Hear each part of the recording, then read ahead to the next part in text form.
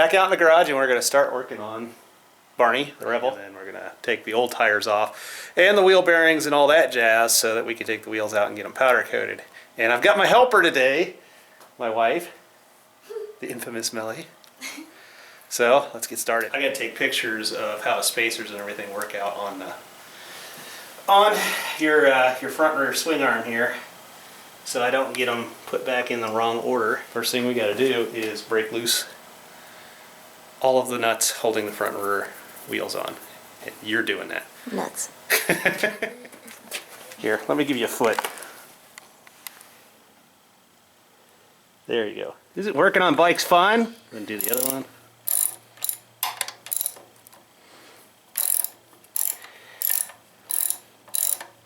That's good. Gotta go grab that other ratchet.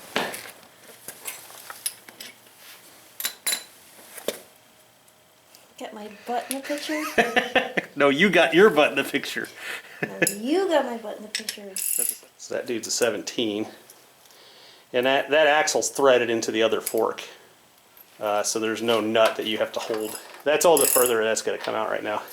We'll take the weight off of it to get the rest of it off.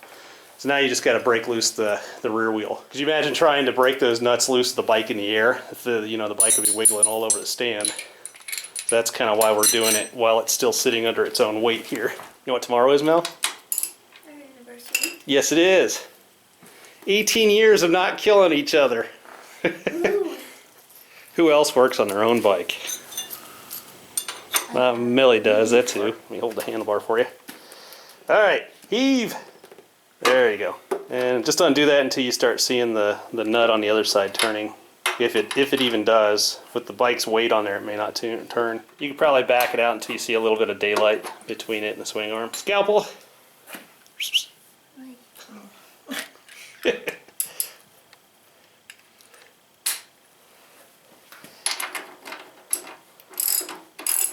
People will never believe us that we actually have fun doing this together. It's like the highlight of my damn weekend. Yeah, once you get a gap, that's good enough. Is that good? Yep. Now we can lift the bike up, so I'm going to give you the cam. The lift's got little rubber pads on it, and because Barney's exhaust is nice and flat, this type of lift will go underneath it. But, I mean, like on the Magna, we had to make blocks to fit under the oil pan. But on this dude's not so much a problem. I gotta check to make sure it's centered. And of course it's not. Because I moved it. Yeah, you did. Turd. Alright, now I'll come back here. So it's on the stand flat, but when we take that front wheel off, the weight's going to transfer to the back before we get the back tire off. So I'm just going to slide this dude underneath to catch the swing arm.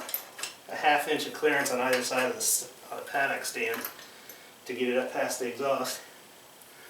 I can't get it up.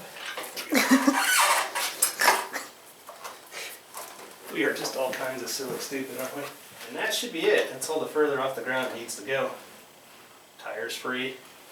So now you get to remove the front wheel. Yeah. Well, take it all the way loose first, and we'll just slide the axle out. I think that's better. And what's going to happen is that axle is going to clear the threads on this side of the fork tube, and you'll just kind of have to pull down on the ratchet and wiggle it back and forth, because eventually it's not going to want to come out any further unless you persuade it to. It's not threaded anymore, you just got to pull it. Here, I'll hold on to the wheel. You pull the axle, I got the wheel. There you go. Alright, hold on to that axle, because we're going to put the spacers on it when we pull the wheel off.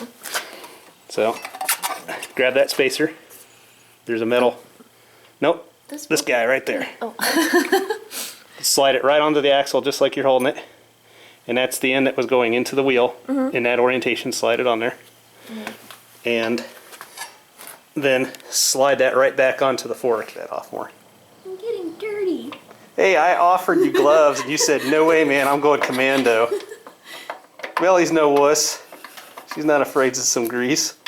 I remember we had comments in the first video with the exhaust gaskets. Yeah. People were like, You should get her some gloves. She's gonna hurt her little hands. It's like, you don't know Melly. She's like, screw that noise. I'm getting in there. There you go. No, that's good. There it is. Okay. It doesn't have to be all done up. Ew. You want something to wipe your hands off? So after us talking shit about going commando with the gloves. All right. Minimum. There you go. Doctor, gloves. Well, Melly's gearing up here. A couple of things of interest. This is the right side of the bike as you're sitting on it. And that means the direction of rotation is this way. However, the chowderhead who owned this bike before us mounted this tire on in the wrong direction. The arrow's going this way.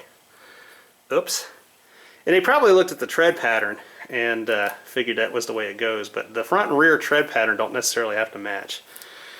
But on the new Shinko, the tread pattern actually does point in the direction of travel, so a little different, but yeah, interesting. And then just back off that first nut as far as you can. And that takes all the tension off the second nut. I put a little bit of Loctite on there, so that's why they're not. When I put the new chain and sprockets on, it's okay that they spin both at the same time now. You're going to back them all the way back to the end of that threaded rod. But they're not going to just spin off because those nuts have Loctite. Next part is you just take the wheel, just grab hold of the tire and shove the whole thing forward. I mean, it's on a stand obviously, so don't go gronking on it. There you go. See how the chain got loose? Okay. That's why you backed off those nuts all the way. There's a block of steel in there that the axle mounts through on both sides, and these jam nuts control how far in and out they are on either side, and that tightens or loosens the chain, but it also aligns the axle to the center line of the bike. But we needed to do that to loosen the chain. And also I think we need to take that chain card off so it's a little easier to work on. Damn bolt hiding on you. I knew there was another one under there because this was all... Memories were rushing back. I'm like, huh, why does this seem vaguely familiar? Oh yeah, I couldn't remember how to get it off the last time. That axle's probably spinning on the other side now that there's no weight on the bike. Remember as you're pulling those off kind of how they go. So the nut, then the washer. Yeah. I've got pictures of all this. Alright, now you got to wiggle the axle out, and I'm probably going to give you a hand holding the wheel while you're doing it. And I cleaned it off and greased it up with Never Seas, so watch putting your hands on stuff like your jeans and whatnot, because you'll get Never Seas all over it. I'm going to help you do this. I've got to hold on to that wheel for a second. Gotta get the chain off of it. There we go. Chain is off. So now pull the wheel out. Just go ahead and pull it all the way out.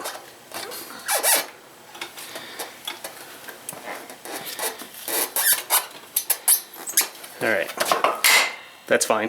We gotta take that apart anyhow. Just lean the wheel somewhere. Take that axle, push it back through. Then put that spacer on. The orientation. Which way did it go? The flange goes against the arm. Alright, keep pushing.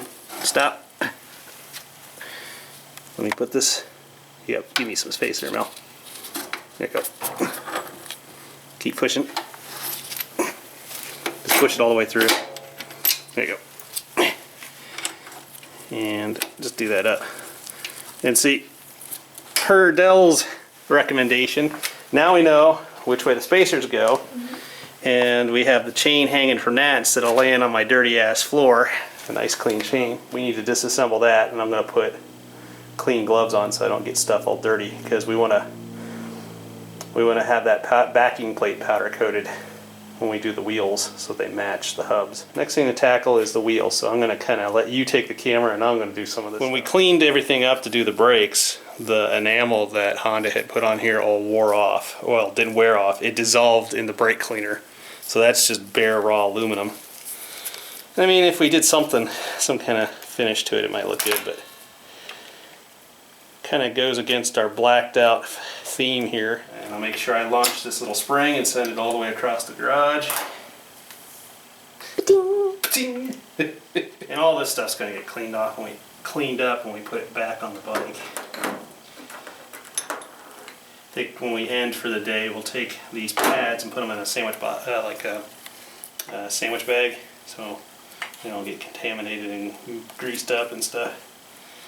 So now I just got to take this nut off, and then this little axle here will drop out, and then it'll just be the bare aluminum by itself, and then we can get that side powder coated. So we stripped this all down, and apparently it's much easier to take these parts off when it's on the bike right now. Snicker. Yeah, snicker. Oh, wait a minute. I missed this thing. That thing. It's like a little seal. And it's only going to get this outside powder coated. And it'll get sandblasted and then cleaned up and degreased, and then they'll powder coat it, and it'll match the wheels. So, you know, I think we'll go ahead and powder coat that because it kind of goes with the hub, you know. We have to strip out the wheel bearings, and we've got new wheel bearings for the bike, even though these aren't bad. Next thing to do, though, is to get this part off. This is the sprocket carrier, and it actually is just held in there. And these little things are your push drive. And so when you shift gears on your bike, Mel, there's always a little bit of a jerk in the drivetrain. Mm-hmm. And these rubber bushings absorb that. This guy is not going to the powder coaters because that guy can remain silver. Though we could powder coat it, I think. I mean, I still got to take the bearings out of it, so I'm not out of the woods yet. Nah. I kind of like having this just the bare aluminum, because when it gets really crappy with dirt and stuff, it's easier to see when it's dirty than if we powder coat it black.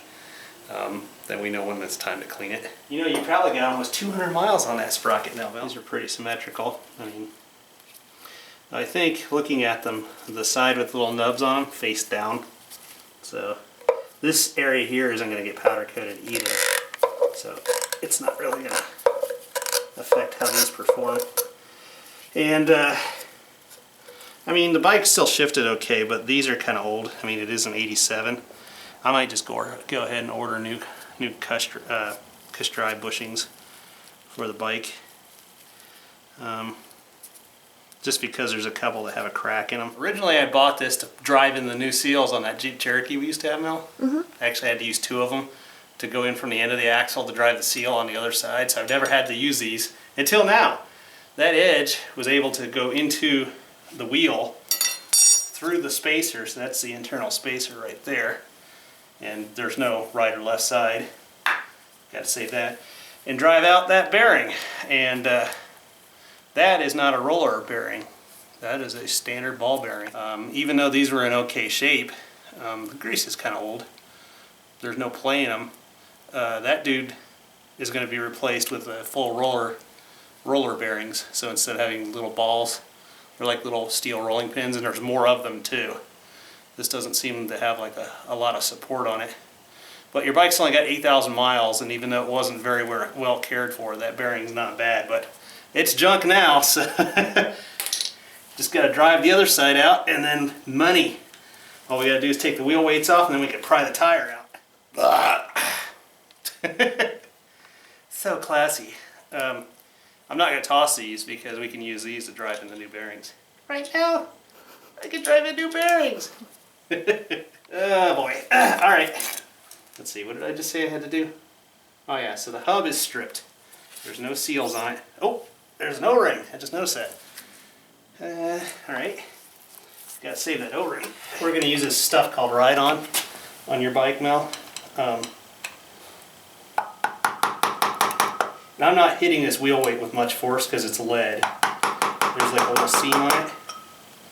I mean, I'm just barely tapping it. I'm just spreading it out.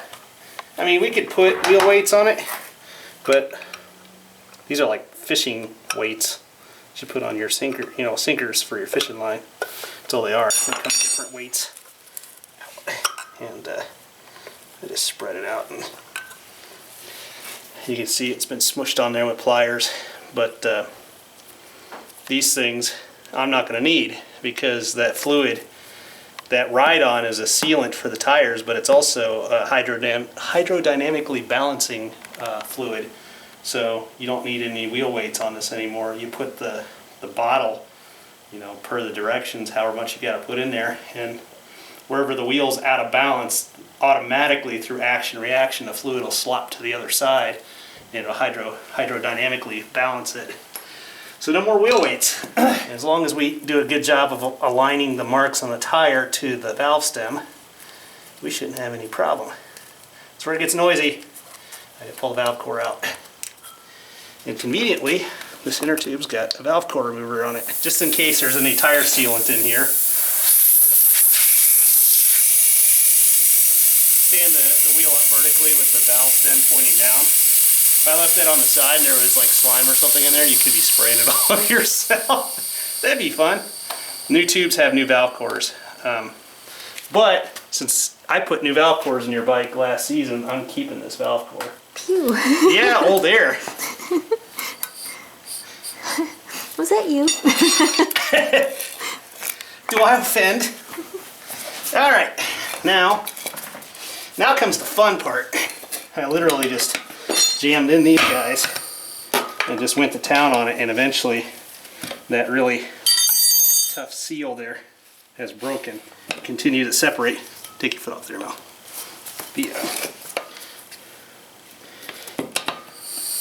Unglue the rubber from the rim. It's called breaking the seat. The bead seats to the rim. Or some people say break the bead. You hear that pop. That was where the tire's sticking to the wheel. But I've got 4 of these rim strips. So when we get Barney's wheels back in the powder coater, we can make sure that we don't damage them when we put the new tires on. And we'll lube all this up with either soap or like Windex. We'll lube up the rubber and it'll just slip on there.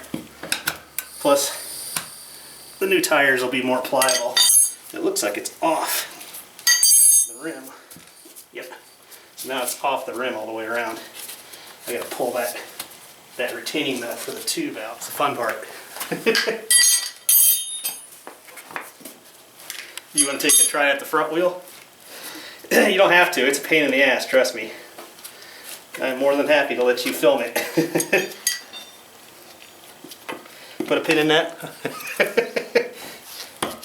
Alright.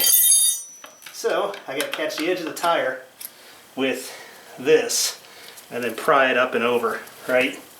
Because this tire's got to come up over the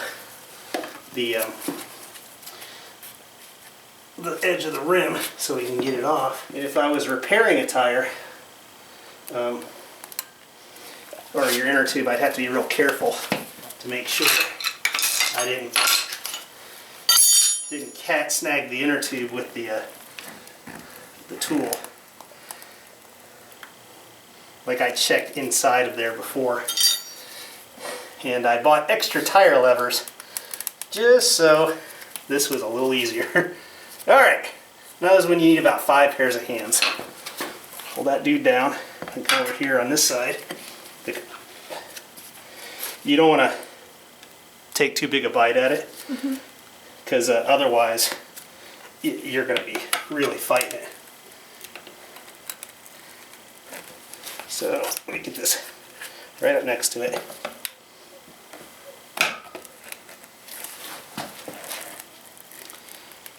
And I'm not putting a lot of force into it.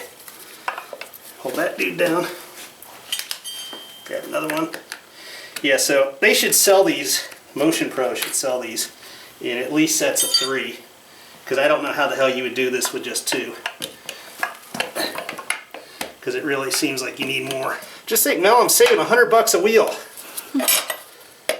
And it only costs $50 a wheel to get them powder coated. So by doing the tires myself, I paid for the powder coating. Free powder coating. Right. These kind of suck, but now that I got the other ends undone, they may actually come in handy. Look at that. There we go. One side free. Now if we just had to fix an inner tube, patch a tube, that'd be pretty much all the further you'd have to go. So I flipped the tire over and I just stomped on it with my foot and I broke the bead on the other side. Then I just took the nut off the tube, reached in, and pulled it out. Ew, guts!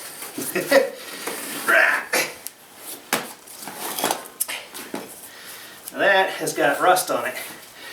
A lot of people don't know, on your motorcycle with tubes, a lot of times when you get a flat, it is actually not a puncture.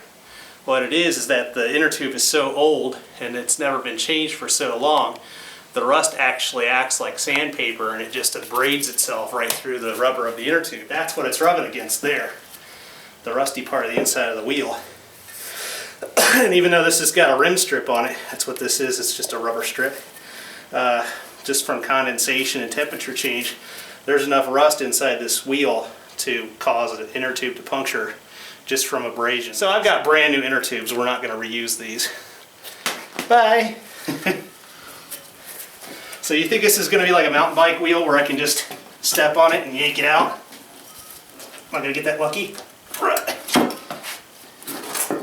No. I'm not a bike over. Success! Yoink. Yoink. So I needed every one of these apparently.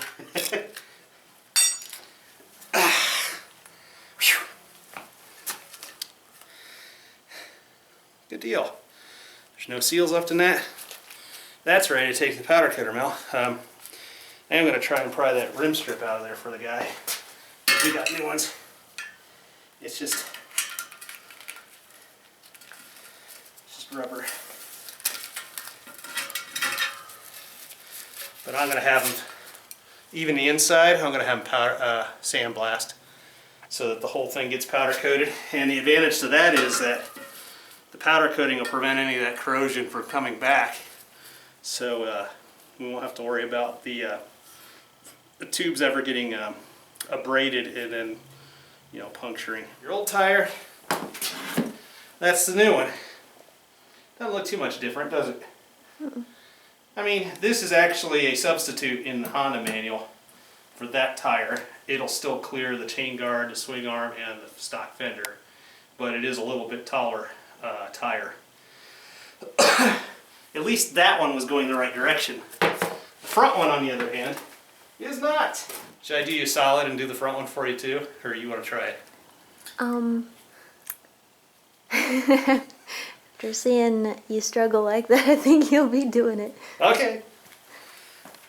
I just pulled that seal out, and then this is a spur that kind of just lodges itself inside that part of the hub. That's what drives your speedometer on the front of the bike. So those are going to get saved, and I'm going to pull this disc off next. And since it's already seated in pretty well since we put it on there, I need to put a piece of paint on it or tape or something so I know that that's the outside. I just put a little dot of paint so I know which side's the outside edge.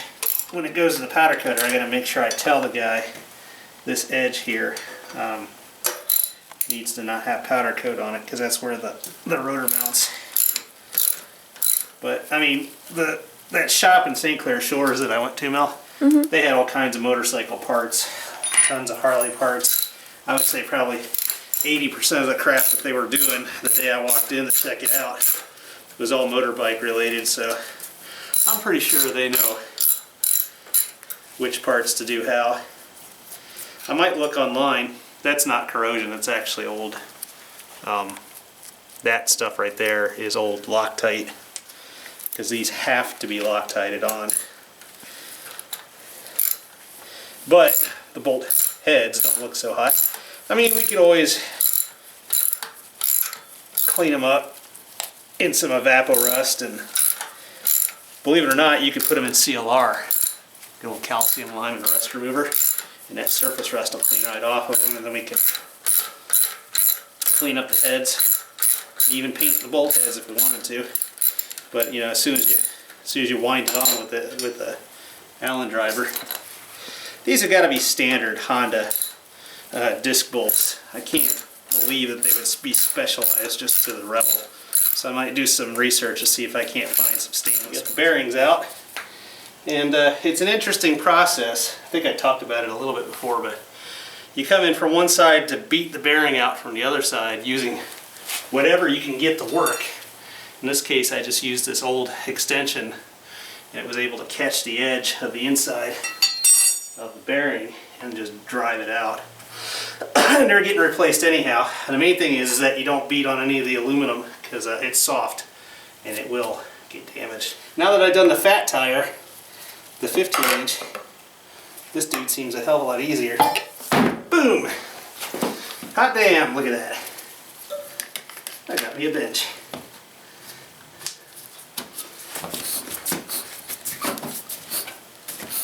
Just that one edge.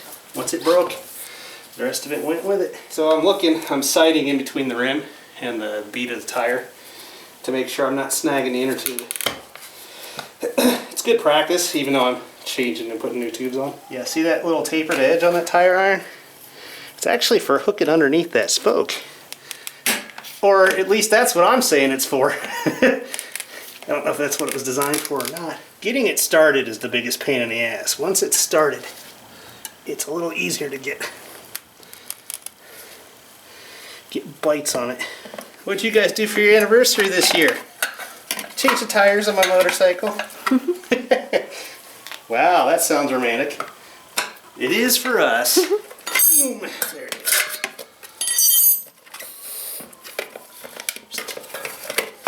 One side. And where's that little wrench? Got some good silliness. We can't not get good silliness. We tend to be silly people. This is what I discovered on the rear tire. You still gotta hook it in there, but you gotta come in at a side, at an angle, to get underneath the lip of this. Then you pry it up and over onto the rim protector. But the first bite is the hardest one to get. See over here, I've got it through at an angle, and it's on the rim protector. So now I gotta try and move it straight and still have this hooked on the edge of the tire like that, and then pull it through. One in right beside it and get a better bite. Turd. You messing with me for, eh?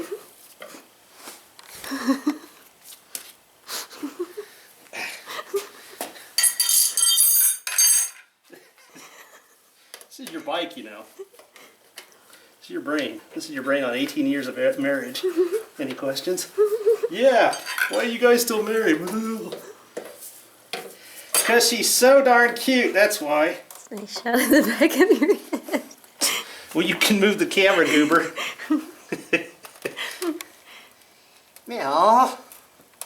Whoops. Hitting the zoom in. Whoa. Whoa. Hit the zoom in button. Seriously, she's not drunk.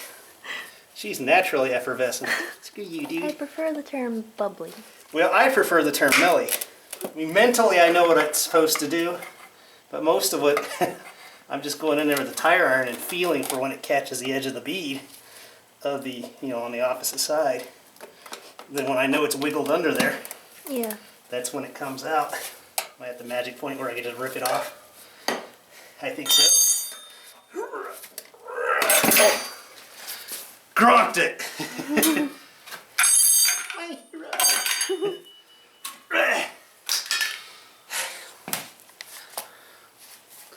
Old tire mill. We're just about done with this project for the day. Because we're doing this little mods to Barney in stages. And so this is kind of like, other than the work we've already done, this is like mod stage 1. We're going to put new tires on it. And one of those, while we're at it, go ahead and take off the tubes and the rim strips, strip the wheels, and then we're going to get them powder coated because they look okay, but the spokes are kind of rusted. The chrome used to look a lot worse, but I'd already polished it, or tried to polish it.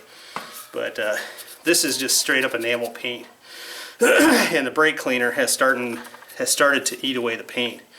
And the wheels are true. I checked them for run out. So there's no reason I can't powder coat the whole wheel.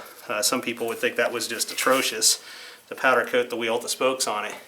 But it holds up just fine. I've seen it done plenty of times. As long as the wheel's trued, it's not a problem. And if you ever need to true the wheel, you can't really do it, but Rebel parts are so damn cheap, I can buy a wheel off of eBay stripped down like this for maybe 50 bucks.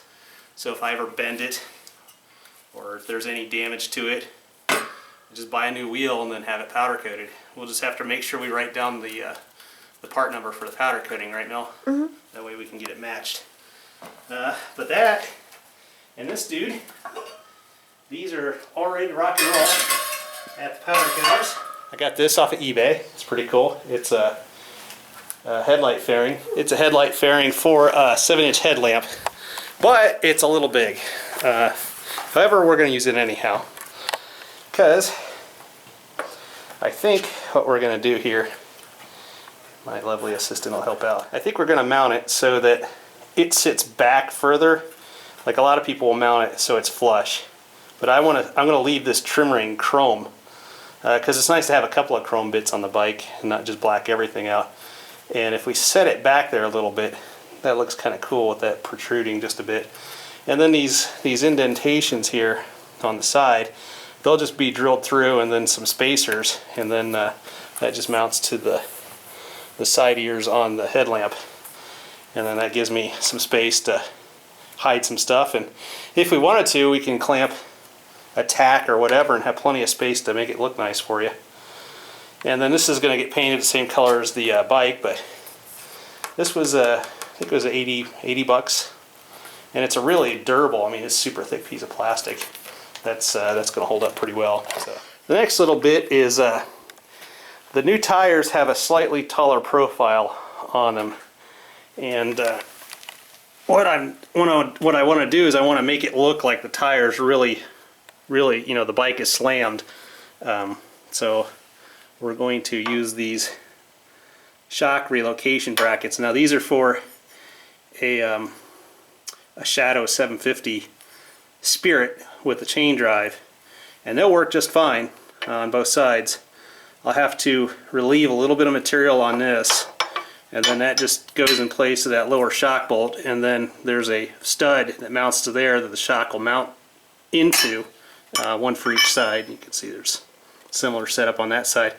And then the shock will be back slightly more of an angle, and that'll effectively raise the swing arm up to lower the bike. But effectively the bike will be almost at the same height because the tires are a little bigger, so it'll sit taller. Haven't figured out what we're going to do with the exhaust yet, but I don't know. We don't want to reveal all the little secrets just yet. And I've got a set of spare fenders here. This is the front fender, and these are original Honda Rebel fenders. I got them off of eBay. Got them both for pretty cheap, but that's where the toaster sits, and you can see there's a bunch of tabs and stuff.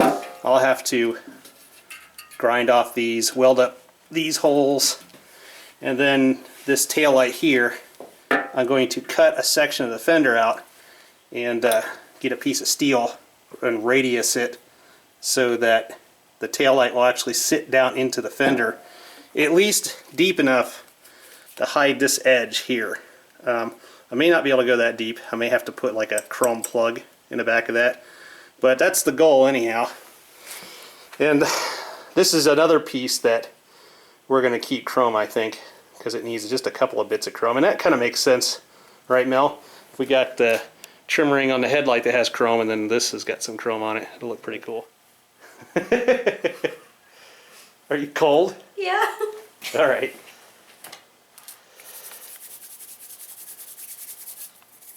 Don't look so silly.